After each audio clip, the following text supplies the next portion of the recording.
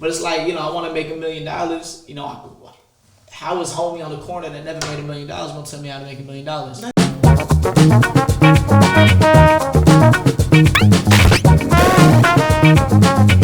Welcome back to a podcast about nothing with V and AD. I like that part. You like V. All right, you can say it from here on out. I will. Thank you. Cool. Hey guys, we have a celebrity. Wait a minute. I'm nervous. We have a celebrity. He doesn't want to be a celebrity yet, but I'm speaking into existence. Amen. Existence. He already is. I know, right? But taking him up a notch. Hey, Vic. How y'all doing? Good. Who are you? Victor Fontanez. Who? Victor Fontanez. Ooh, what's your nationality? My dad Puerto Rican, my mom from Russia. Oh, you really are gonna have some cute babies. International. They foreign. Ooh, all my money foreign. He got that laugh on him already. Right. Ooh, that rich laugh. That rich laugh. So, if y'all don't know, this is Vic. He goes by Vicblends, right? Okay, he goes by Vicblends on Instagram, celebrity barber. He's 20 years old, which is amazing to me because I have a 20-year-old brother and he acts nothing like him. This is a grown man right here, okay? This is a grown man. But thank you for coming in. I appreciate the opportunity. I appreciate y'all for real. Thank you. We are very intrigued with your story, as my cousin loved his haircut the other day. And we've been seeing you. I didn't even realize who it was. I was just telling him that I didn't know who he was until you two actually came back, and I realized Desi, the comedian that I follow on Instagram, is the one who posted him the other day. So small world that we live in on Instagram. Dang. So does that make us celebrities? Yeah. Y'all definitely celebrities. Yeah. Oh, sweet celebrities. Okay. All right. So y'all can't come to my house. But So we want to know. Start from the top. This is V. The V wants to know. Yeah, like the top. Okay, so this is my thing. You were born. Like, ooh, okay, little Vicblends. He's going to be an astronaut. Like, boom. 10 years old. You are on the playground. You wiping your nose, boogers. You might be blowing kisses and sticking your tongue out at a little girl you like. And 20. Go. At 20. At 20. Like, how did 10 to 20 happen? Like, how did it go from growing up to not going to college, which I saw on your video? Yeah, college was not it. To getting awards, being in Spain, doing barber cut. How, Sway? So I started cutting hair about 4 years ago now, coming out of high school. So, when you come out of high school, you set up to go to college. My parents want me to go to college. Like I said, my dad's from Boston. My mom's from Russia. My dad had to go to the army to make it out of Boston, out of the projects. Ended up getting a college degree while he was in the army, got a master's. My mom went to college, got a degree. Older brother went to college, got a degree. Now he's in the army, he's a civil engineer. So everybody's on this traditional route to success. And here I am.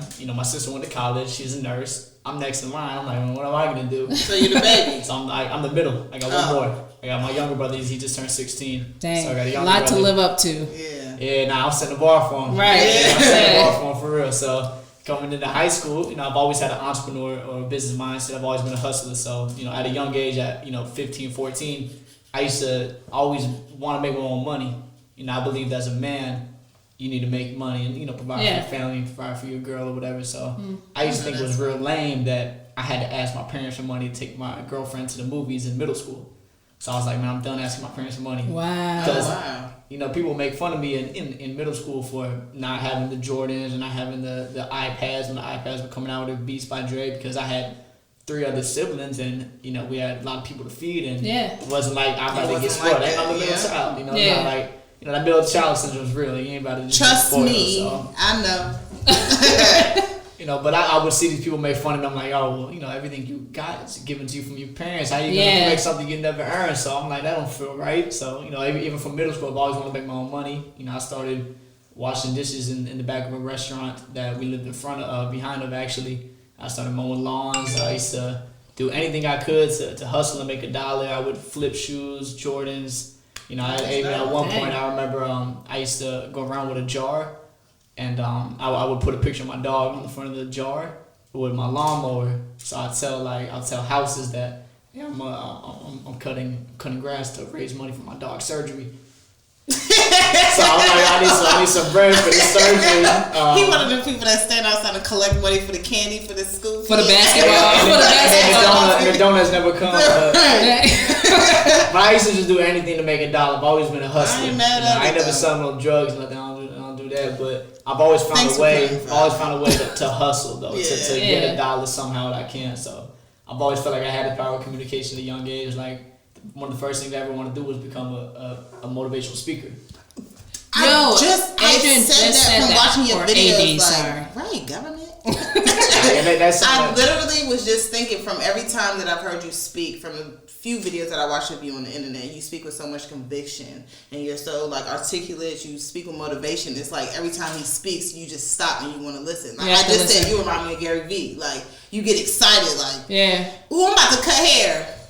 Like, you get excited. And I'm going to be the best. Right. Like, that's dope. Yeah, but that started in middle school, because I've always wanted to train my mind. So I was running track, and I'm like, oh, how am I going to get a better track runner? It said it was a mental thing. So I started YouTubing how to get mentally tough. First person I ever came across was Eric Thomas. And dude changed my life. Just listening to his motivational speaking. And he's actually my senior quote in my yearbook.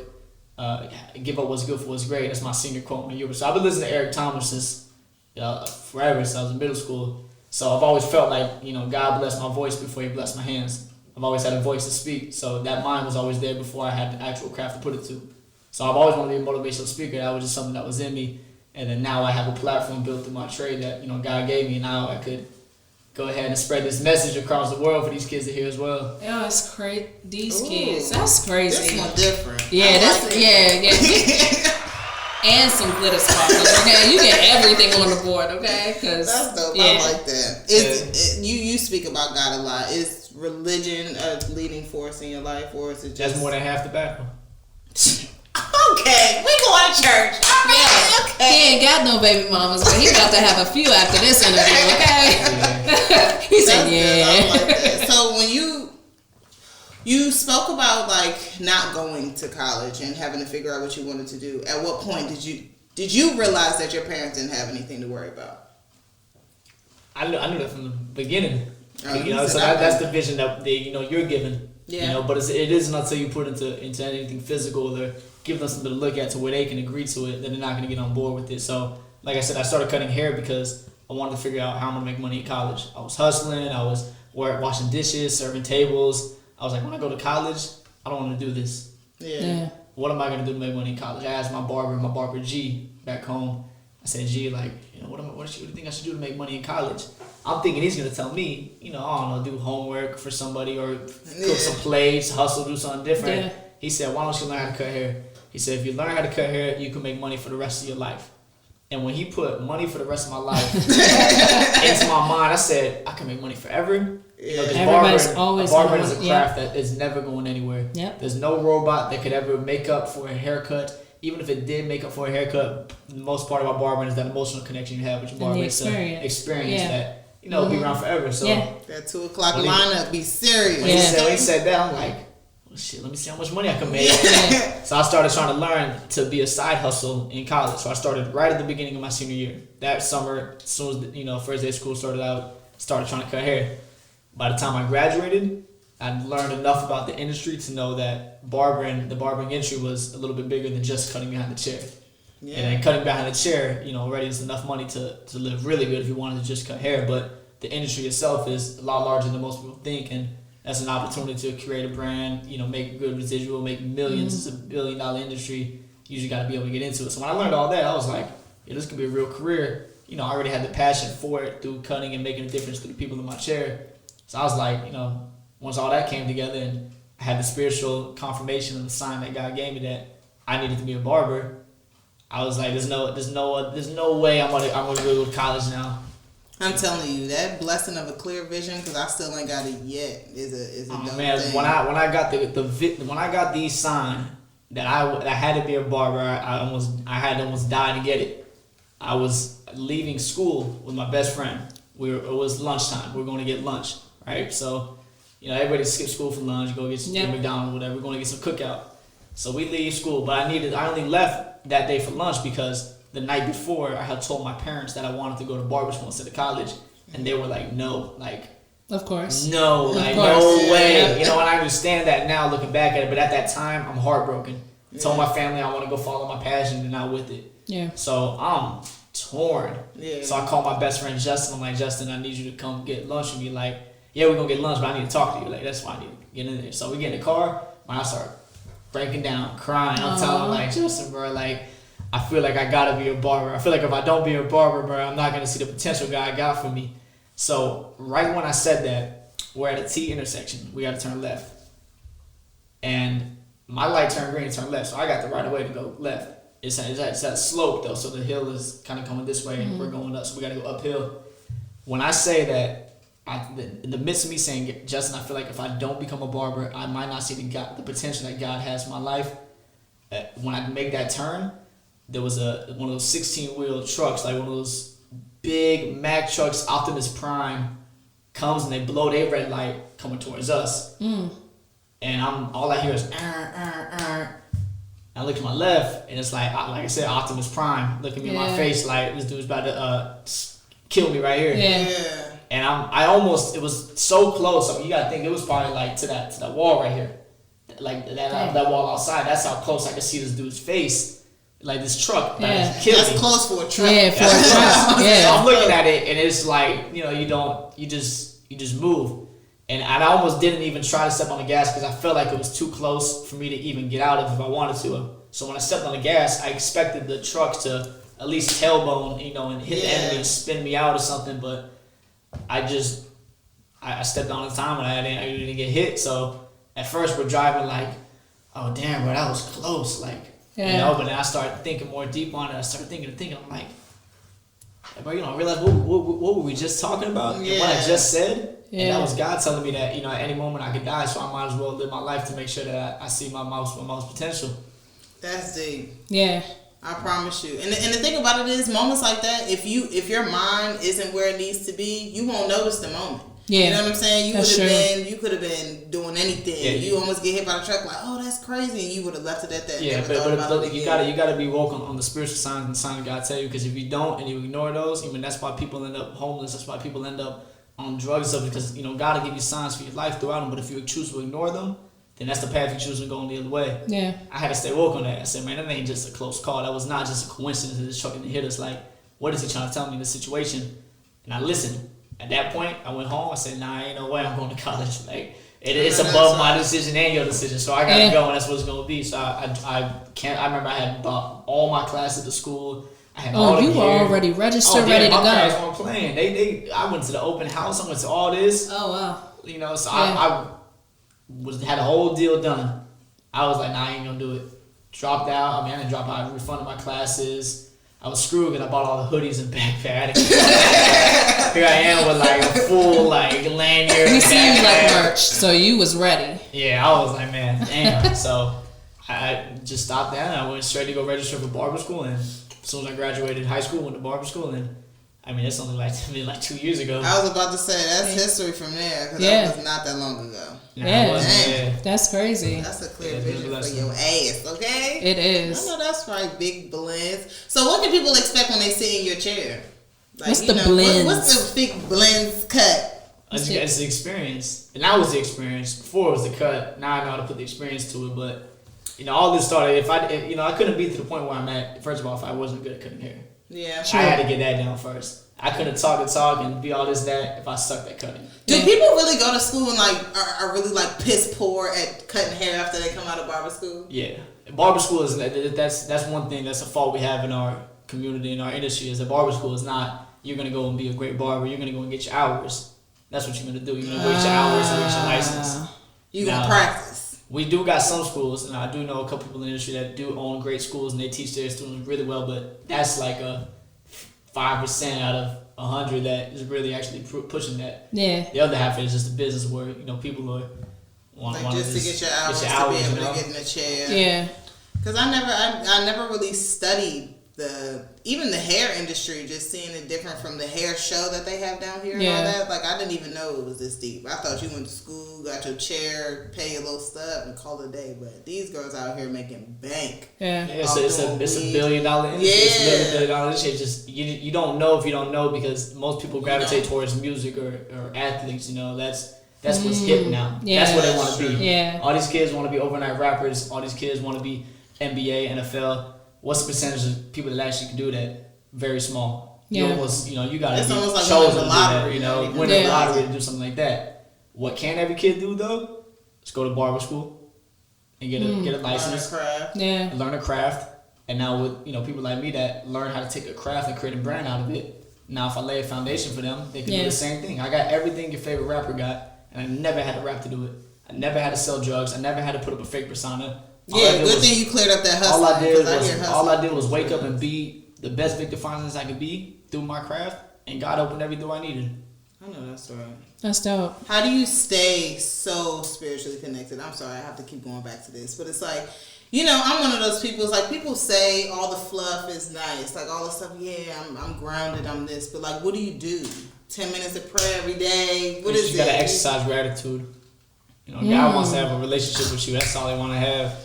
That's true. So a lot of people. I'm sorry. I'm gonna talk to you later. A lot of people. They'll sit down. They'll pray and they'll call to God when always things go asking left. For something. Yeah, when things go left for them. I'm in trouble. Do I not say that all the time? I'm in trouble, God. Can you come help me? I'm praying to God for this. Like, why didn't you pray for him when you was up? But when you was up and you made that Instagram post, what you say? I did this. I did this. Look what I did. Say I. Yeah, it ain't I. It ain't God I. told me that. Look at all the cameras. I say it all the time. Look, all up. Say it again. Say it all the time. We always praise him when we're doing good. Oh, thank you in the name of Jesus. Oh, he got me that car. He got me that job. But when you're down, you never say, it's like... You still got to thank him. Yeah, you still got to thank him. All the time. All times. And like you said, sometimes it's the other way around, to where when it's good, it's I did this. When you're down, you're like, God, fix this, fix that. Yeah, fix this, fix that. No, you did this too. You did this too. Because you ain't listening. Right. That's dope though. Yeah. I like that. Really I like that background. That makes me appreciate you more. I can say that. Because people, when they have like stories, people just be out here doing stuff, But you can tell there's purpose in what you do, so I like that. I'm big on the purpose. There's a purpose behind what I'm doing. We ain't put on this earth to buy material and die. Yeah, you right. I put on this earth to do something. Yeah, just like I'm a barber. Barber was my craft, but my purpose is beyond the actual craft of barbering. I now have a platform I built through my gift that God gave me, and I have to put a message out now. I have a responsibility to show the young generation how to create a brand out of a craft, how to be something more than an overnight rapper. How do you do something and get all the money that these NBA players get through something that you could get on a day-to-day basis? Yeah. That's what I want to show everybody, is that you don't have to go that route. You could be an entrepreneur. You could do what you love.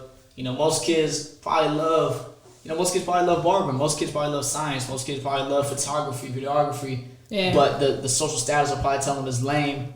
That you need to go do this. So they'll shy away from that. Yeah. Because they want to be accepted by others. I think what's really important too is that no matter what anyone said, even your parents, you decided like, no, this is what I was sent here to do. And a lot of times it may be that they want to be a barber or photographer or podcast host, but they don't have the support. So it's like you said, like leaning on your purpose and knowing what is there for you and going after it.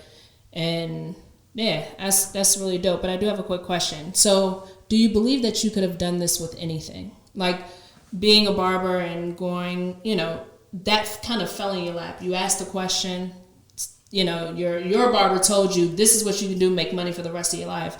But if you were, my husband always uses this term, if I could, he always says, I'm just good, right? So I could sell toilet paper and I'll be the best toilet paper salesman ever because I understand what it takes to be its numbers. It's, I have to sell this many to make this. Do you think you could have done this with anything? Yeah, I live by a quote that goes, don't let what you're good at define who you are. Who are you if you can't do what you're good at? That's true. Wow. So, who is Victor Fontanez if I couldn't cut hair? Like I said earlier, God bless my voice before He blessed my hands. If I can't do it with my hands, I could teach somebody how to do it with my voice. I could show somebody how to do it. Yeah. You know, if I couldn't do it myself, I could coordinate something to get somebody to show somebody how to do it. Yeah. I'll put together a plan. I got that hustle in me. I put together stuff in the past before, so I ain't no doubt whatever it is that I wanted to do, I would have been the best out of it. Yeah. I can definitely tell from the way you speak that barber, and it's just a segue into what you about to do next. I can feel it. I'm really excited for you. Yeah, I can feel it. I'm gonna be there at the top with you. Yeah, I'm really excited for you because I don't believe that everyone is meant to be an entrepreneur. I don't think that everyone is meant to be a boss. I think it's something that you're actually born with. You know, like you were born with this gift. Someone just had to say, there you go. And you were able to tap, you know what I mean? Like you were able to tap into it. So yeah, I don't look, we done. Hey, this is the best.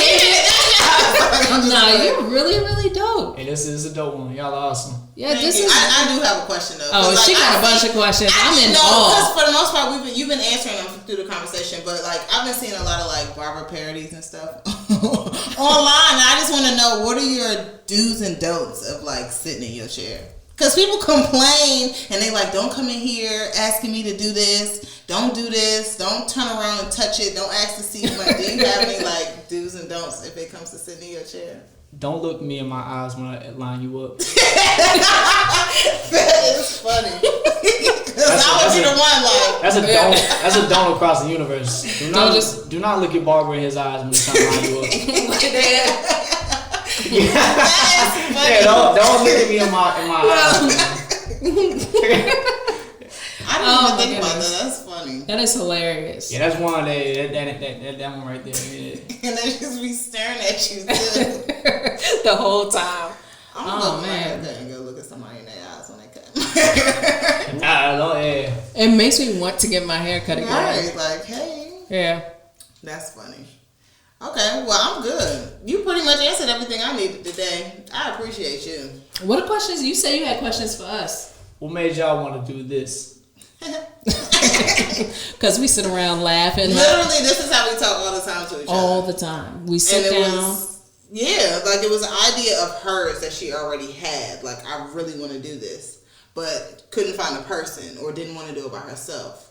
And it was the conversations that we always brought up together, just the things we think about, how deep we go into like the most basic topics. It's like, it's intriguing to people. And a year later, we're here. And it's amazing though, because management definitely didn't think, he was like, yeah, I'll participate when y'all like 4 episodes in. And he's like, oh, y'all serious? Y'all really doing this? Yeah. It's a lot of fun too. Like the conversations that we have just on a daily basis it's ridiculous. We should start just recording those. Make it look crazy. But but that's really what it was. Just family, people having conversations that, you know, they're very surface level to most people, but it's the next question that either she's asking or I'm asking that takes it to the next level, and that makes it even more fun than what it could be. So this is fun for me. So what do you guys see it going this year? $1 million hunt, baby. I'm about to drop a mixtape. You know, you said something about rappers, but I am a rapper. So, you know, no, just kidding. Just kidding. But people need to see us more. I told you, I ain't good at the social media thing. So for the most part, putting our faces out there. Hold on, not good. She sucks. She has 6 pictures from like the course of 7 years. Yeah, I wouldn't be a social media person if it wasn't a tool for business. Like, I could care less about what's on a. Do you feel like you have to focus on it?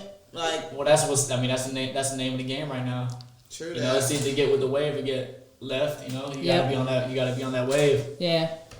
I'm drowning in the pool over here. Definitely a lot. I'm drowning. Definitely a lot more interviews. We love interviewing entrepreneurs. It's just, you know, it's in our blood. Everybody has a story. And it's just giving people an outlet, you know, like Safe haven, safe space. That's safe space. Talk about what you want to talk about. You know, let us know Actually about your baby mamas. Look. Yeah. He's like, I'm gonna let you know on air. I'm single since I look good. No shorties. No shorties. Are you looking? No. Oh. I don't know. He said, I'm gotta stay focused. Yeah, man. Girl ain't got nothing for me other than what the next girl got. I know. Y'all got the same thing. Do you feel the pressure to find someone before you like blow? Because like low key, you creeping. You ask any barber about you, they're like, oh nah, he the truth, hands down. And my barber, my husband's barber, and the kids' barber in Maryland, shout out to Got It. He's really really dope.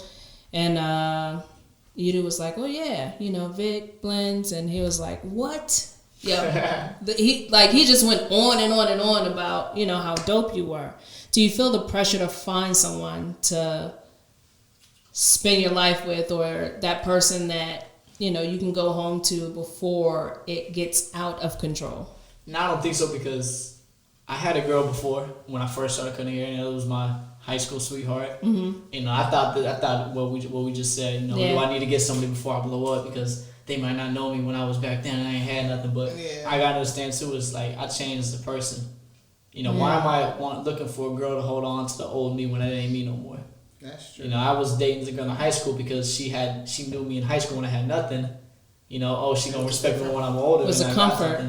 Yeah. So, but the thing is, I'm not that same person from high school. So she's in love with the high school me, and that's not me no more.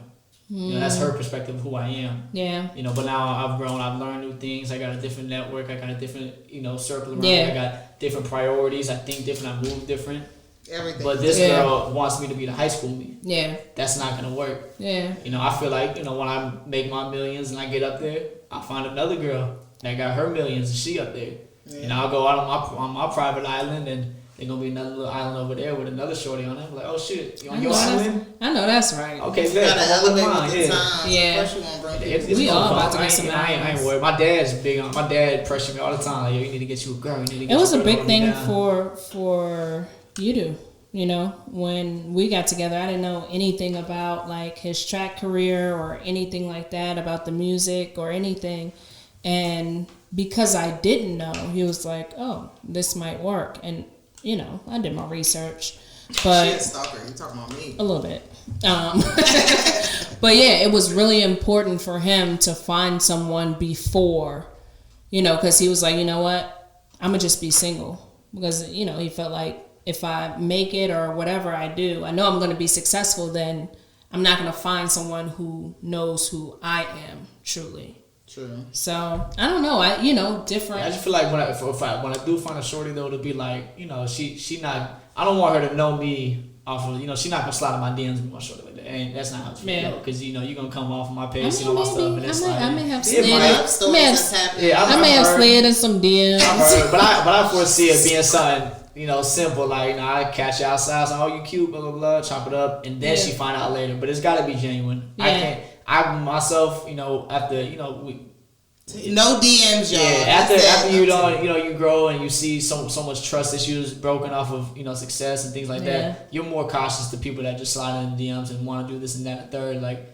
you know, you see that persona of me. You didn't see me at Walmart over here in my slides with no socks, like getting my milk and chilling. Don't be at Walmart in no socks. So that's you know, if a shorty see me like that, and then we kick it, you know, maybe some genuine stuff. Yeah. But I don't foresee it. Like it'll just happen. It'll happen when it's time. I feel like I ain't ugly. I feel like I got a good head on my shoulders. So I feel like God gonna give me someone good. Yeah. It'll happen when it's time. Right, that boy is blessed. He was like, I ain't tripping. God got me. God got me. My dad. I said my dad. Because you know my dad. My mom saved my dad. My dad joined the army, and he actually met my mom in Korea, because my mom used to work for an airplane company in Korea, and she was doing flights in Korea for like a month, and my dad was stationed in Korea for the military, like when he first started. So he met my mom in Korea while she was down there doing flights, and she like just knew enough English to be a flight attendant. So she like barely knew that much. So your mom's Russian? Yeah, my mom Russian. And she was in Korea? She was in Korea because she worked for the airplane company, so she was doing flights down there. Mm-hmm. So my dad met my mom in Korea for like a month and proposed to her. What? And my mom said that she said yes because she thought he was like joking. She thought she said that he was joking, like it was a joke. So she like, oh yeah, I got no love. So, until my dad came to Russia and was like, and we out. Oh, and wow. I got an older brother, my older brother Alex, called Sasha. He's my mom's son. And so my dad was on some boss stuff, man. He went and got my mom from Russia and took her son, his son too, and brought him to the U.S. again. And they got a whole new life. Wow. Shout out to Pops. Yeah. My dad the real. That's where I get my foundation from. Definitely from my parents. They're not as entrepreneurial and all that, but they gave me a solid foundation as a man to. And knowing that story, like your dad just went and was like, "Look, this is what I want." So it may not have been in starting a business, but like just going after what you want.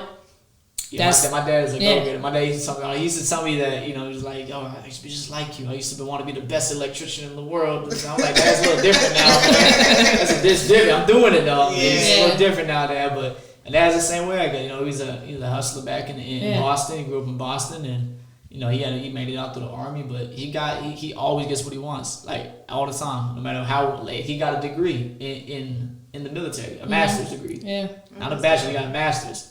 He didn't get it till just 2 years ago, and at age 49, 48. That's dope. But he got it. He was gonna get whatever he wanted to get. That hustle mentality, no matter how, that nonstop. I wish I could see how my dad, raised his son, Tom, man, like doing things around the house or doing things for the house or chores that you could just, why don't we just call someone and do this? We ain't supposed to be doing this. Right. Oh no, we gonna get it done. We used to have to we put new grass in the front in the house. He's like he's renting like electric, like all these tools and stuff that you gotta be licensed to use, but he out there like, oh, we're gonna just do it. What you mean we're gonna just do it? Tore up the whole front yard, laying the grass down. One time he had me like get the grass out of the cracks. He told me use a screwdriver, no weed whacker. It's like stuff like that. But it building shows you, character. It builds character. It shows you how to make something out of nothing. Just get it done yourself. That's true. Yeah, that's really dope. That's really dope. And Pops is he a real one. He a real one for real. That's dope. So what do your parents say now? Like, hey, no, you're not gonna do it. You know what? I want it to be just like. The only thing they tell me not to do now is the tattoos. I hate my tattoos. How many did you have? You started all this after you started cutting hair. My first tattoo was a clipper on my arm that says Barber Life. Damn. I got that in high school, 18, first year cutting. I wasn't even good at cutting hair, but that's how confident I was. I'm such a confident person. Whatever I'm gonna do, my first tattoo before I had my mom name on me or anything was a damn clipper that said Barber Life on my wrist. That's my whole damn arm, and I'm 18 in high school, walking around with that. So I mean that was the man though. I felt like I was. Yeah. Sure, man. I felt like you look like you ain't stopping no time soon. No, I'm not. Definitely not. I'm sorry, Mom. I'm not though. But that's the only thing I don't like. But now, now they're fully on board with the movement. Yeah. Before it wasn't even, but it just happened like this past year. Yeah. Because even less than a year ago. I remember my dad even telling me, he told me to my face one time that he didn't think I make enough money to live. The barbering. Yeah. So it's like that was just a couple more, less than a year ago. Yeah. So I progressed quick in my career. Obviously being only 2 or 3 years into it, it's a lot of progression. But like I said, I had to show them physical that this was gonna work. Your parents, they're not telling me not to go for my dream because they don't want to see me be happy, but they want to know that I'm gonna be good when they leave this earth. Yeah. They don't want to see their kid left on earth with nothing. Yeah. They want to make sure they got a degree, that they work for it, and to make sure that their kid hold on to something that's gonna guarantee some type of success. Yeah. So that's where I had to get my mind on it. As I grew, it was just all right. They're not trying understanding. You got to understand that from where they're coming from. Yeah, you got to be open minded on that because at first, kids will repent to parents like, you don't want to see me happy, you don't want to see me this. It's not that. It's not that, bro. But you got to understand where they come from, where my parents come from. Yeah. Way rougher than what I had to come from. My mom from Russia. Her family's still hunting fish to eat. You know what I'm saying? My dad in the project, my grandma still in the projects. They came from the bottom. Yeah. Thank God that they gave me a better life now, but I'm open minded enough to know that they went through it. They're trying to make sure we're not gonna go through it. Yeah. So I that's something that I had to open my mind up to as a man to understand. So I didn't have a bad relationship with my parents. And you caught on that early because I promise you, I probably just realized that a couple of months. Yeah, we think all the older cats that telling us all this game. Oh, you don't know what you're talking about. You don't know me, man. You don't understand me, blah, blah, blah. But I'm that young kid that's like, well, shoot, let me sit and let me listen, because you obviously know more than me. Like I'm a kid. What do I know? Yeah, I feel like that's what separates you, especially because I identify with being like an older soul and a part of this young, like the wild, crazy. I'm crazy.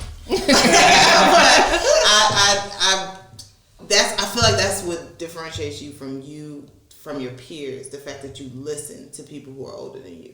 Everybody wants to do everything by themselves these days. Like everybody wants everything instantaneously. They want to say they, like you said, they do it on their own and nothing. And from hearing you speak, like you have listened to the people who come before you, listen to your parents. Even if you didn't understand, you've tried to understand where they coming from. If you didn't understand it, as long as you hear it out, you're gonna understand it sooner or later. That stuff, everything. It's like everything your parents tell you. Eventually, sometime years later, you'll be like, that's what they meant. So you'll catch on to it whether you like it or not. But separating from the peers was the most important thing to trying to get to where I was at. You got to separate out of that crowd too, though. Like, that's a hard lesson. It was hard for me. When you and I started our company, it was very hard for me to separate myself. And he used to always pull me aside and say, like, yo, like, you can't do that. Like, you you can't do both. It's cool because it's who you are. And it makes you relatable, but you have to be able to separate yourself. And it was really, really difficult for me. It sucks, because I speak about sacrifice a lot for me against where I'm at. But, most older people look at me like, man, you're 20 years old. You don't know about sacrifice. What you know about sacrifice? Yeah. So, obviously I don't got no kids and no house and no things like that. Like, I ain't sacrificing nothing crazy like that. But what I did have to sacrifice was being a kid. Yeah. I'm not a... 20-year-olds my age, they're in college right now, living it up, getting drunk every night, smoking, they having fun, parties, living a life, and that's what they do. I had to give up all that. Yeah. But it's for a greater cause, of course. It's definitely worth it for me, but that's my sacrifices. I had to make the decision, like, back to my senior quote, give up what's good for what's great. Do I want to stay with the stuff that makes me feel good, or do I want to go to what's going to be great for me? Yeah. So that quote, my senior quote, give up what's good for what's great, from Eric Thomas, that changed my life. And that's why even back then I knew it, because smoking makes you feel good when you're high, drinking makes you feel good when you're out there, your friends make you feel good when y'all together. But what's great is when your dream is a reality. Yeah. And that's not going to happen until you give up what's good. Yeah. All that stuff that make you feel good is temporary. That greatness is going to last forever. That's legacy. So I knew even in high school, I was like, dude, I can't be with y'all, man. Y'all ain't doing nothing but smoking and drinking. Every time we link up, y'all go to the same dude's house. Y'all sit in the same circle with the same people talking about the same nothing. What are we getting done? Yeah. Well, what did I learn today? I watched the video. 50 Cent said, you'll be as successful as the people you talk to for no reason. Like, what am I going to learn from y'all every day? Yeah. You know what I'm saying? Like, every day I'm talking to y'all, we talk about nothing. Every single day, talking about people, nothing. So that separation was everything. And even, I separated myself in Fayetteville by just, being by myself. But I really separated myself coming to Atlanta. And I got no family, no friends. What made you take this move, though? Like, just... You grown bigger than the city. The city had nothing else to give me. I'm from Fayetteville, North Carolina. People know that as Dreamville, J. Cole, Destiny. So that's the hometown. The Ville. So it ain't really a place where I have opportunity to be the greatest, to be the top where I want to be at. Yeah. Even J. Cole, he from the Ville, but he didn't make it in the Ville. He went to New York and got signed by Jay-Z in New York. And then, he made it out. That's making out the Ville. Yeah. Nobody makes it in the Ville.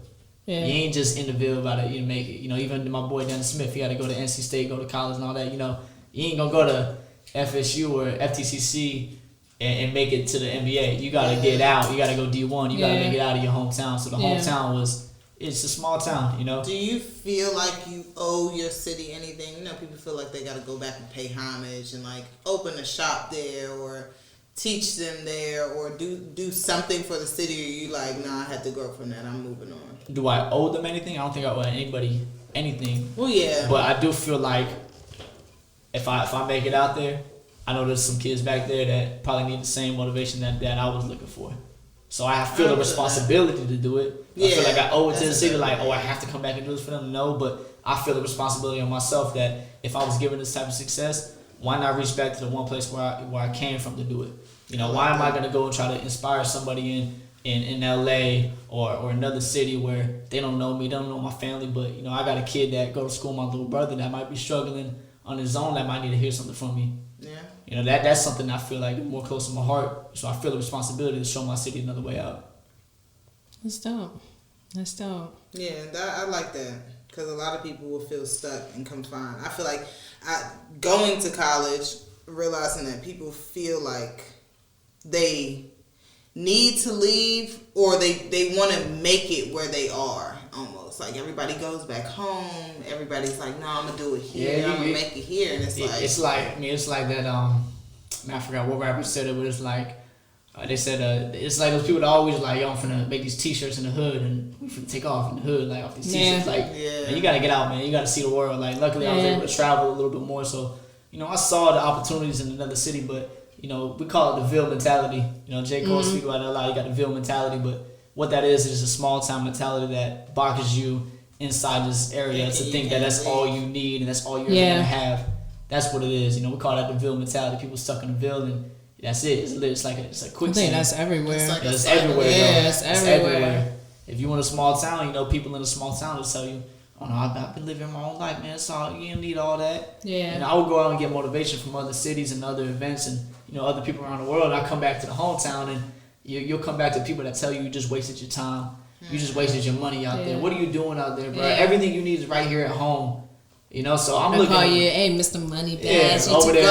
Are you Hollywood? Yeah, that's huge. You Hollywood out there, people. You know, so, but it's like, you know, I want to make $1 million. You know, how is homie on the corner that never made $1 million gonna tell me how to make $1 million? Like, y'all not tired of these corners. It gets cold outside. Like, what are you? How am I? Where I'm trying to go, you got to go get that knowledge from people that's been there. Yeah. I can't have the homie that never made it out telling me what I need to be doing with my business and my brand when they ain't done it.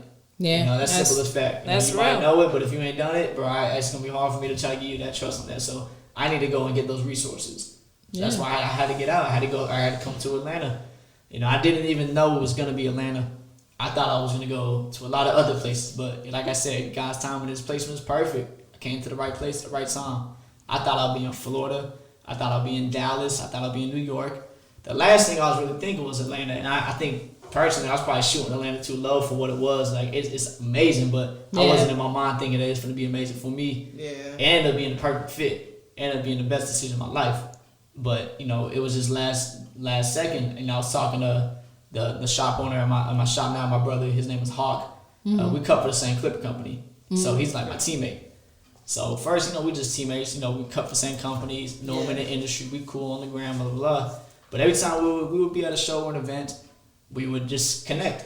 We just had this energy. You know, you would have your homie that you were just always with, and even though y'all in the group, but everybody got their cliques inside of the group. Yeah. So Hawk was always my dog. And I remember asking him one time on a trip we had in Orlando, I'm like, hey, yo, big bro, like, I gotta move this year. It's my last year in the Ville, bro. Like, where do you think I should go? I'm thinking, he like, oh, yo, I think Dallas would be good, this, that, and third. He's like, bro, I'm in Atlanta. Like, you know, I got a shop in Atlanta. Like, if you ever want to come down, just, it's open doors, come down. Wow. So I was like, Bet. That's what I said. So I said bet, and I drove to Atlanta on a Monday, my one day off, and I chose the first apartment that I could find on the side of the street over down Franklin Road in Marietta. Then you went to Franklin Road.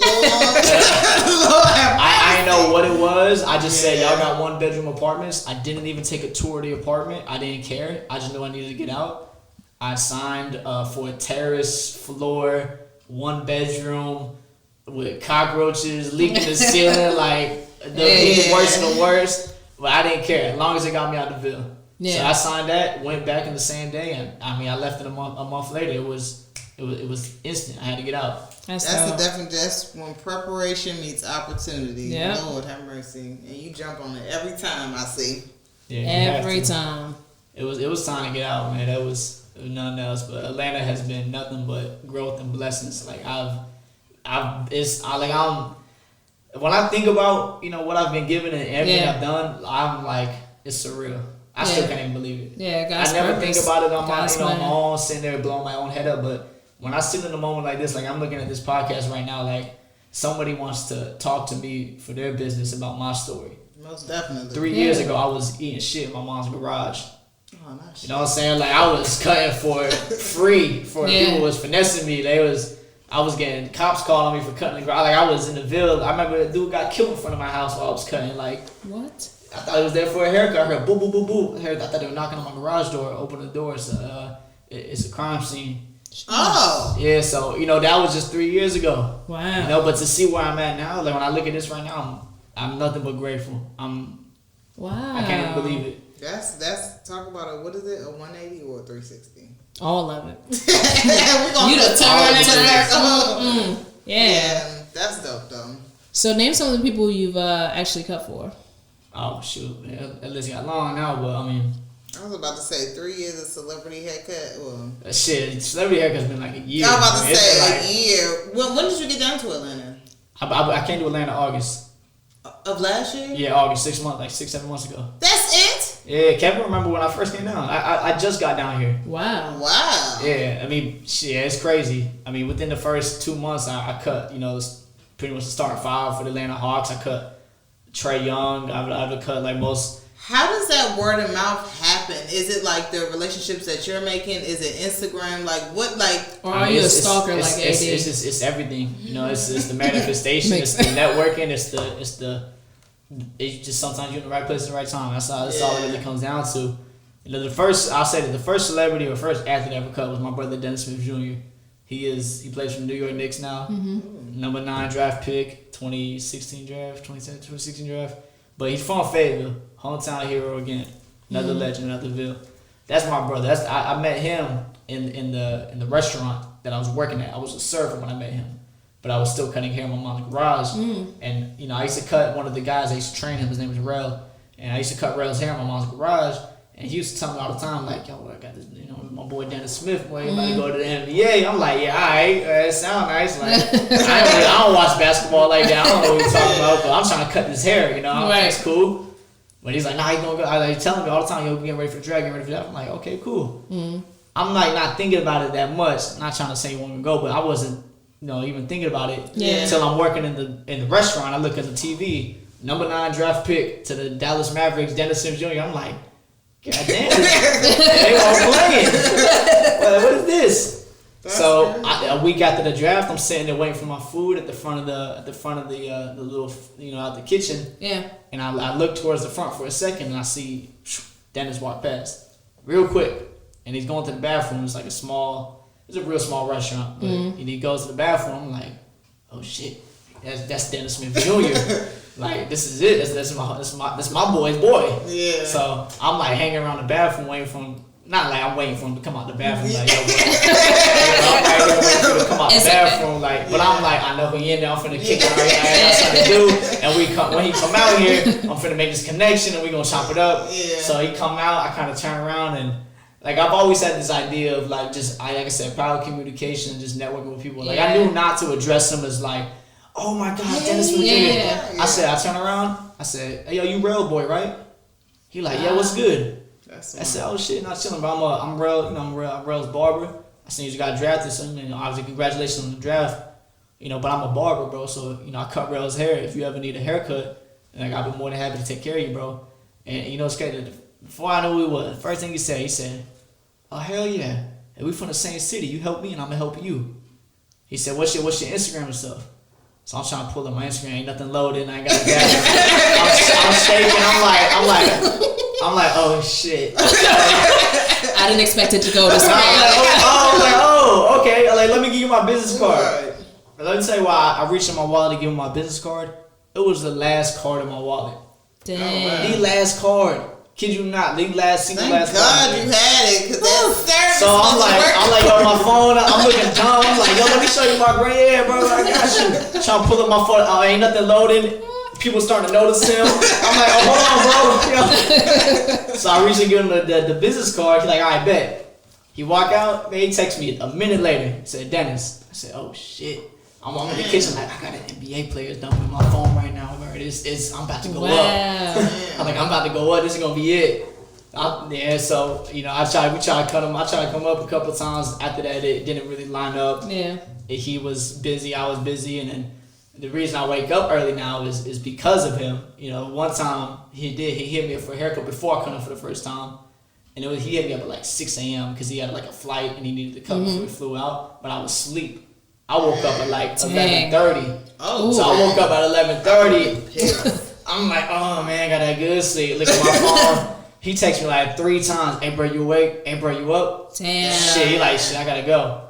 I'm like, damn, bro. Like, I mean, the garage still cutting and working the restaurant. For me to cut an NBA player in the Ville, like that would have set it off. Like I would have been lit, especially the hometown hero. Yeah. So I'm like, dude, I'm missing out on the opportunity. What am I doing? So I'm like, nah, forget that. Yo, I changed his ringtone. It's embarrassing because I remember when he found out, he was like, yo, you got my number as a ringtone? every time you text me, it play the whole like you calling somebody for a text. So I'm like, bro, I swear, I was like, bro, I'm never gonna miss this opportunity again. I changed his text ringtone to a dang to like a whole ringtone, so every time you text me go off. Yeah. And then shoot, man, like I remember the Conor McGregor and Mayweather fight came up, and that was like the first time we linked up. I was just texting him like, yo, you gonna watch the fight, trying to keep the relationship going. I've always been taught, don't create relationship, build relationship. That's my You gotta build it. Don't just create it. If you would have gave me his number and I would have never followed up with hey yo, good luck on your game. Yo, praying for you. Have a healthy game. Yeah. Yo, do good. Congratulations So last important. night. So important. Those are things that allow people to understand like, okay, this is a genuine relationship. Yeah. This dude ain't asking for nothing. Like keep that stuff genuine and build it the right way. Yeah. So I can always follow up with him, text him. I hit him up for the fight. Hey, bro, you gonna watch the fight? He said, yeah. You sliding through? I'm like, hell yeah, I would have packed. oh yeah, I'm gonna slide through. Oh my college gear that I ain't know anything. What are you gonna ask, man? Yeah. So I slide through his crib for the Mayweather McGregor fight, and then before I even cut him, when I come into the house, his family opened the door for me. They're like, "Oh, the barber here." I'm like, "Oh shit, word, yeah, the barber here, yeah, I'm here, yeah, what's up?" That's me. Hey, that's me. I'm the barber. You know what I'm saying? So they like, you the barber. I'm the only white dude in the house. Yeah. Like, they looking at me like, this your new barber. Yeah, my barber. So he said, when we sit there watch the fight, it's love. It was a good energy to my guy. So, a week after that, he'd leave and, he hit me up and he's like, I need to cut. So we made it happen a week after that. And that was the first time I cut him. But, that was 3 years ago now. But that ever since then, that's my brother. He's opened so many opportunities and so many doors for me. Like he used to fly me to Dallas to, for Mavericks Media Day, just to come kick it, just for that's dope. Whatever. You always take care of me. So it grew beyond the haircut. Now we family. And I don't even cap like I knew him back in before he went to jail. I met him when he got drafted, bro. We kept it real. Took care of him. First time I cut him, didn't even charge him. I said, bro, I just want you to know, this opportunity mean more to me than it does to get this dollar right now, bro. So that relationship mean more than anything. So you keep it solid with people when they gonna keep it solid with you. So that's my brother now. It's beyond any haircut. I'm not even his barber right now. He get cut by somebody else. I don't know. Dang. I can't get to him. I'm busy. He busy. I grew. I ain't the kid in the Ville no more. So he know that. So. We just family but it's right family. now. Yeah, that's my guy. So he opened a lot of doors for me. Anytime I ever need anything, every time I come home, if I need a car when I come home, he got me on a car. If I need whatever, he's there and I'm there for him too. Whatever he need, I got him. So that's dope. That was the first, that was the first athlete celebrity I cut. But now I cut for guys like Nelly. I cut for Trey Young. I cut, a lot of the young rappers coming out. Nelly. I mean. We'll talk later. That's my guy, man. But I cut for a lot of A-list clientele now, and it's dope. I mean, it's like I said, I never thought it would be happening. That's crazy. That's crazy. Yeah, it is crazy, but a true blessing though. True blessing. You've been an inspiration to me, and I'm 25. It happened as soon as I came to Atlanta. The first 3 hours of me being in Atlanta, I cut my first celebrity. I cut my guy Mozzie. I don't know if y'all know who Mozzie is. From Cali, from Sacramento. With the Mozzie. I like it. Yeah. So Mozzie, I've been listening to his music, in the Ville, just listening to the Mozzie. And then his DJ hit me up before I moved to Atlanta. and was like, yo, he didn't ask Mozzie to get a cut. He said he needed to cut DJ Gio. He like, yo, we need to cut on Sunday. I said, oh, bet. I moved down there on Friday. So I'll cut y'all on Sunday. Like, we good. I'm going to be there. So I pull up Friday. He texts me. He like, yo, like, we at the studio. It's Mozzie wife and Lucci and some other guys. He's like, yo, we need some cuts. So I'm like, damn. Oh, shit. I'm like, bro, I'll be there in a second. So I pull up, and I don't have my tools on me. Right, I don't got because my tools, my barber tools, my clips and stuff are in my car. I drove the U-Haul because I'm gonna move in. My parents were gonna drive my car up later that night, so they were gonna meet me later that night when they got off work. So they weren't gonna get to Atlanta till like midnight to help me move in. Wow. But I let them take my car, so I drove the U-Haul. I'm like, man, I ain't finna cut no hair. So when they brought my car, I could just take my car to the shop and be easier than bringing the U-Haul. Yeah. So I had no tools on me. Second I pull into the apartment complex in the parking lot, Gio texted me like, yo, we're in the studio, can you pull up? I'm like, bro, I don't know how, but I'm about to pull up. You're gonna figure it out. I'm gonna figure it out. So I'm like, well, then I gotta get some clippers. I'm talking about this is just the show, like the hustle I will put through to make opportunity happen if I need to do it. Yeah. I don't got no clippers. I don't got a car. I got a 20-foot U-Haul. I didn't even go inside my apartment yet. Still don't know what it looked like. So I'm like, yo, all right, let me call the shop. So I call in the barbershop. I'm like, yo, I know y'all don't really know me, but I'm coming down to cut there. Hawk and my boy, I got this opportunity to cut these guys. Can I borrow some clippers? So my guy Lance, that was working at the shop at the time, was like, yo, I got you, bro. Like, that's dope. Right. He said, yo, I ain't in the shop, but you could go to my station and whatever, take whatever you need. So I'm like, bet, bro, I got it. Wow, that's so amazing. I started whipping the U-Haul like through Atlanta, and if y'all know Atlanta traffic and driving, whip a 20-foot U-Haul. I broke my dresser. I knew it. Sliding in the back. Because I'm whipping it. I'm whipping the U-Haul like it's a car. Like I'm going through the city and the traffic is crazy. The drivers is crazy, and I hear my dresser boom fall so hard. I'm like, yeah, that's the dresser. The dresser's done. That's it right there. Yeah. But I'm like, nah, it's cool because I need this opportunity, bro. So I pull up with the U-Haul. I get the clippers, and luckily the studio was only the street over. So I could park the U-Haul at the barbershop. I grabbed the clippers and I walked to the studio. End up cutting Mozzie, and that's we cool now. We ain't like real tight like that. Yeah. But just the fact that I had that exposure and knew that this was first 3 hours. First 3 hours. That's as soon as I touched down. Because anybody else would be like, nah, I'm gonna have to unpack. I didn't even have clippers. Yeah. I didn't even have clippers. I said I'm gonna find a way though. So I found some clippers and luckily walked to the studio and it happened. Mozzie cool now. He tapped on me on the gram. I actually sent him some trimmers the other month. He had hit me up. He said, "Hey man, I'm tired of lining myself up with my girl Gucci clippers. Like, he said, bro, I need the real deal. Like, where I can get some clippers at." I said, "Hold on." I said, "Say no more, bro." And he because after I cut him, he brought me to the concert. I kicked it with him on the stage at the concert. Like, it was love. So I'm like, bet, I got you. Send me your address. Say no more. Send him. Pair of my own, my personal, like the best trimmers I had, took care of. So that's my guy. That's dope. Building relationships. Y'all hear that? Yeah, that's dope. Yeah, but that was the first one. After that, I ended up cutting my guy Cam Reddish. Cam Reddish was it's just how it happens with the celebrities. It just happens. Like you just. That's why it sounds like you just have to be ready for the opportunity. It's not like they come looking like, hey, I want this. Like, even Cam Reddish, Cam played at Duke. My boy Joey Baker from the Ville. My boy Joey played at Duke. He from the Ville. I knew him from the Ville as I was growing up, like in high school. So I knew Joey went to Duke with Cam. Cam graduated before Joey went to NBA now. Now he's in Atlanta, but he's a rookie. So I'm like, he fresh to Atlanta too. Same age as me, fresh to Atlanta. I text Joey. I'm like, yo, Joey, you think Cam got a barber yet? He said, hold on, let me text him.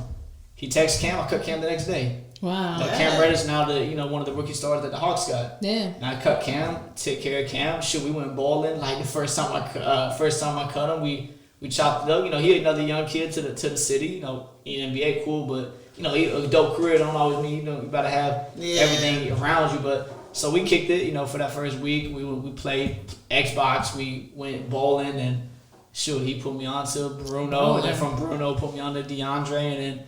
DeAndre, and then one time Trey Young walk in the locker room and he look at Cam haircut. He's like, "Yo, I want Cam Barber. Who Cam Barber?"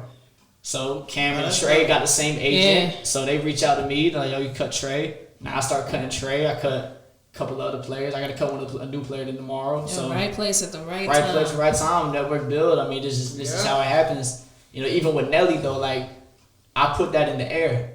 You know, even with Dennis, I got a message that I sent Dennis. Like when Rel told me about him, when I was like, "Yo, Dennis, like, hey, bro, you need a haircut I cut in my mom's garage." I got a DM that I sent him like a whole year before, and you know, a year later, unfold that I ended up cutting him. But even Nelly, like, I sent Nelly a DM because Nelly performed at the Dreamville concert, the Dreamville Festival. They had a Dreamville Festival. Oh yeah. So Nelly performed at the Dreamville Festival, and I'm like, "Yo, I'm going to the Dreamville Festival. Like, let me see if I can cut some of these artists." So I started DMing all the artists that's gonna pull up. I'm like, shoot, I'm gonna go ahead and shoot a DM to Nelly. Do I think he gonna fly? No, but he might. He just might. He might. I sent him a DM. He didn't answer, of course, for the Dreamville Fest. But I'm just literally cutting one day in the shop, and I look at my phone, and it's a DM from Nelly. He said, "What's up, champ? You got a second?" Wow. I'm like, what? Wow. So I put it in the universe. I just put it in the air, and it gets answered. That's just, law of attraction. That's, that manifestation. I don't know when it'll happen, but it's going to happen. Yeah. So I DM'd Nelly, like, back in April, he DM'd me, later that year, you got to sing chop him up for his birthday. Now, every time he comes to Atlanta, I'm his barber. So, that's just really dope. Playing it's just, seeds. Yeah, you got to plant the seeds. The only reason I even figured to DM a celebrity is because one time, that, like, my ex, the girl I dated, Lil Durk used to be my favorite rapper. Mm-hmm. And one time I was talking about another rapper, and she was like, "Oh, I'm finna tell Lil Durk that you talking about another rapper." So she DM'd Lil Durk a screenshot of me talking about so-and-so my favorite rapper. She like, "My boyfriend ain't a loyal fan." He replied, "LOL." So I'm like, bruh, if Lil Durk reply to that DM about that means I could get lucky and get a celebrity to reach out to 50 for 3 of them to reply. So I start DMing athletes, I start DMing teams. You gotta think, even on the NFL team, there's like 50 plus players on the NFL team. Yeah. Bro, at least one of them got to reply. Somebody's got to reply to you. You're gonna see that. Some of them celebrities, some of them athletes don't even got more followers than you got. True. They'll see your stuff. Some of them not even got a blue check on their stuff. Some of them just not even on social media, but they'll see your message if you reach out. And I ain't, I didn't need to cut Trey Young first. I just got to cut somebody around there. We'll get there. So I started DMing athletes. The first athlete I got off of that method was my boy Willie Hernan Gomez. He's a center for the Charlotte Hornets. Now I live in the Ville, Charlotte 2.5 hours away. So I DM it ain't it's more north. So that's far away. But I'm DMing all the Carolina Panthers. I'm DMing all the Charlotte Hornets. I send them all the same copy and paste message. "Yo, man, big fan of your career, man. Yo, look, you never need a chop, like I got you." So Willie was the one that hit me up. So Willie DM'd me back and was like, "Okay, word." You got it. So Willie hit me back and he's like, "Okay, cool. You shot me up." I'm like, "Yeah, I got you. Give me a day, give me time, I'm there." So he don't know I'm 2.5 hours away. I ain't finna tell him that. Yeah. Of course not. I'm like, nah, I ain't finna tell you that. So when he talking about, "Yo, you could pull up at this time," I'm like, "Are you cool if we do it like 2.5 hours later?" Thinking like you cool at this time. Like if you say pull up at 5, I said, "How's 7:30? 7:30 work?" "Yeah, 7:30 is cool. I'll leave the Ville right there, drive 2.5 hours straight to go cut this dude's hair for only $100. But you gotta think $100 haircut, but $100 driving 2.5 hours. Yeah. Bruh, I'm taking an L. I'm taking a big L. Yeah. But that relationship was way more than I'll ever need. Yeah. So I'm like, I gotta do it. And if it's dope, word of mouth, and then it spreads. You never know when it's gonna open. Yep. So I'm driving to cut Willie for I cut him 4 times, doing the same thing, driving 2.5 hours. And he straight. still doesn't know that. He don't know. I would have told him that. Look. Nah, after you give that price though, you can't just hey, bro, nah. So I'm just keeping it cool, making a trip, and then eventually we didn't line up one time, and that's the thing too about celebrities. Don't ever get caught up on those celebrity they're cool relationships. Some of them are gonna be meant for you, some of them aren't gonna be meant for you.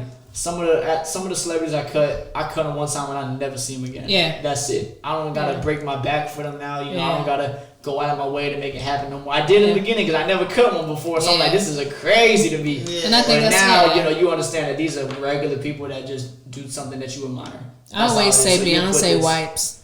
Yeah, so I just... What? Beyonce wipes. Just maybe. Like, it's still out there. We gonna ask her that one day. But yeah, you're absolutely right. So I ain't gonna treat everybody regular. Like, it's cool. Whoever's gonna be meant for you, gonna be meant for you. Your circle will be your circle. Like, I cut some celebrities, or I wish they hit me up still, but never hit them up and never see them again. It was just a one-time thing. It is what it is. But then I do got guys like Dennis, like, you know, Nelly, like, you know, other those relationships. That relationship, they take care of me, and they know every time we see each other's love. If I call them, they answer. Like, those are the people that are gonna be meant for you. Your circle will be your circle, and everybody ain't gotta be meant for you. Yeah. When we did the studio, our thing was treat everybody the same. So when they came in, everybody got the same treatment. You got water. You got, if you drank, you got the little liquor bottles. You got food. So we gave snacks. We had, you know, relationships with Red Bull and Kind Snacks. So everybody got Red Bull and Kind Snacks, and we would try to give everybody shirts when they left. But from a rapper or a singer just starting out to, you know, some of the biggest celebrities, everybody was treated the same. We didn't treat anyone different. And you also never know who somebody's going to be. You know? Exactly that, yeah. You never know. You never know. You never know. So that kid sitting over in the corner, you never know who that kid's going to be. That's really where I got a lot of the passion for growing the platform I have now and growing the brand I have now is because when I went to my first hair show, which actually was the Atlanta hair show that you talked about, the Barber Brothers, that was the first barber show I ever been to. So that was my first glimpse of what the industry was. For me to get to that show, I once again drove from the Ville overnight. I slept in a parking deck because I was 18, didn't have no money for a hotel. I couldn't even get a hotel because I was 18. So I slept in a parking deck in my car. And that was, you know, how I got to my first show. So when I went to that first show, I'm seeing all the guys on social media that I'm looking up to, and I'm like, yo, we finna get this connection right, man.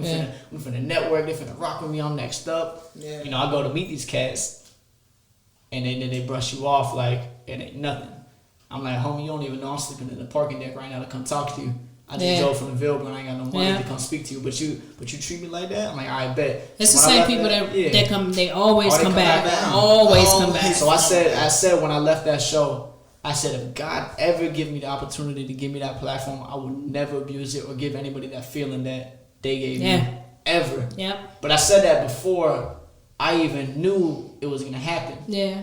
It was crazy. I got to pull it. Because speaking of, I got to pull it up. So you don't even seem like you would be mean to somebody, though. Nah, I'm a great, I feel like I'm a great person, but, you know, that too, even when you come across those engagements with those people where they're mean to you, at first I was like, nah, F them, like they acting like that. Yeah. But then you also got to understand, same with my parents, I had to understand from a different perspective, hurt people hurt other people. Yeah, that's real. You could have a dog, and that dog could love you to death, but if that dog go out there and get hit by a car right now, and you try to go pet him while he hurt, he gonna bite at you. Yeah. It don't matter if he was owner or not, he hurt right now. That's so it's something inside of him that he gotta fix before he can love you. So a lot of these people at these shows, even a lot of celebrities, they say it's lonely at the top for a reason.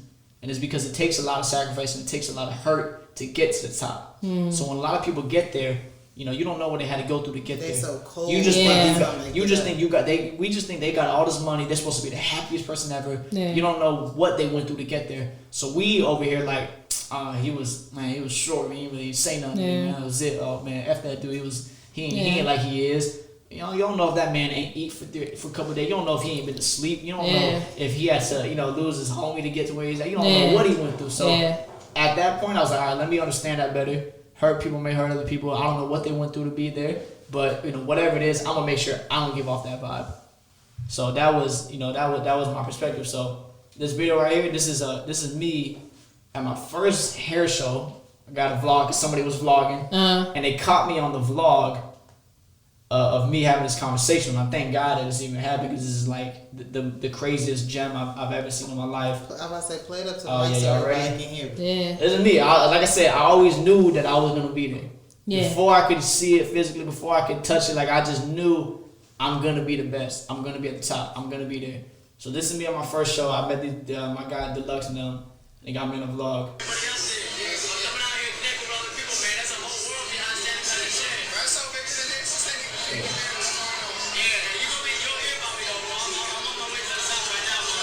I know that's right. So I talk to y'all gonna hear about me on my way to talk right now. So that's before I had anything. Like, no followers, no social media. It's so funny because you're still young, but you definitely look like a baby in that video. He said, you know what, you're gonna hear about me. I'm on my way to the top. Not right now. To the top of what? I don't know, but we going there. We going there. Yeah, that's dope. That's that's why I got the manifestation tatted on my hands, because you really gotta speak those things into existence. Oh, so true. That's true. You gotta be positive with yourself, cause child. Yeah. That's hard. Yeah. You have to. You gotta see it before anybody else does. And that's very true. I just had to speak it. Yeah, you really do have to make people believe in you. That's a crazy thing. But you gotta believe first, though. Yeah, if you don't believe it first, ain't nobody else gonna believe it. Yeah. If you can't believe it for yourself that you're gonna be the best, how am I gonna convince you? How am I gonna get a company to give me $1 million deal if I don't believe I'm gonna be the best? Or you gotta believe that you're worth that. How can I get them to believe it? Yeah. If I don't see it for myself. That's true. So I'm a big dreamer. I'm looking at this podcast right now. I'm thinking like I'm already seeing like, oh, bro, we finna have like the Sky Deck in New York. Y'all finna have this podcast. Y'all finna be up in the glass. Like I'm already foreseeing this in the next couple of years. Like we're gonna do this again a couple years later. Another recap interview, and you gonna be in Manhattan at the top of the top, and we gonna have this front view, and I'm gonna pull up my private jet. Write this down. Manifestation. It's just a matter of time, though. Yeah. You keep genuine intentions. You keep good faith. You're only bound to be successful. Yeah. It's only a matter of time for when it really gonna happen. That's true. Dang. Vic, you're the best, right? You really are. How much time do you actually spend behind the chair now? Because it sounds like you always traveling. I'm behind the chair a lot though. Still, that's what people don't. That's what I guess that's a misconception. They see the social media. They see the traveling. Oh, you must be living it good. You probably barely. I still cut 8 to 7 p.m. in the shop on appointments. That's if I'm booked 8 to 7 p.m. Tuesday through Saturday. 5 days a week. Give or take. If I travel on a weekend, I might have to take a Saturday off, but. You can still book me. I'm a regular barber to a lot of people. Even though I live this dope life and got this dope brand or whatever, to a lot of other people, I'm Victor Fontanez, they barber, and that's all they know. So that's it. They don't even scroll on Instagram. Nah, they don't even know Instagram. They but that keeps you humble. You have to keep that in mind. I can't go in the shop one day and be all, I'm Vicblends. No, somebody. I'm just a regular barber. Yeah. They might not even know my Instagram. I'm gonna look at you while you're lining me up. So that's some people. I'm just a bar, so I just I like that aspect. I don't ever want that to change. I don't want. You like the shop. You like the barbershop. You like the environment, being inside. I just like being regular, being chill. That's how it should be. That's dope. Where can the people find you? At Vicblends, Vicblends. It ain't no Z. It ain't Vic. It ain't no Vic underscore blends. It's Vicblends. It's just Vicblends. Everywhere. Facebook, Twitter, Instagram, YouTube, TikTok, everything. Oh, TikTok. You are on the TikTok doing the renegade. Hey, kids want to see the TikTok, man. Look, the kids want to see the TikTok. What you got coming up? True. This year's gonna be a crazy year. So this year is the year that I'm trying to establish Victor Fontanez as the entrepreneur, far from Vicblends the barber. Yeah. Okay. Everybody knows Vicblends the barber. A lot of people miss the what I've done. They hit the part of it being a barber and they say, okay, that's dope, but you a barber. Yeah. But they don't understand that I have a craft and created a brand out of it. I see you got products and stuff, don't you? Yeah, I got products coming out. I got merchandise coming out. I'm starting to actually brand myself. A lot of ways that these companies build their brands is, a great brand, and then they got to reach out to the influencers to put the face to the brand.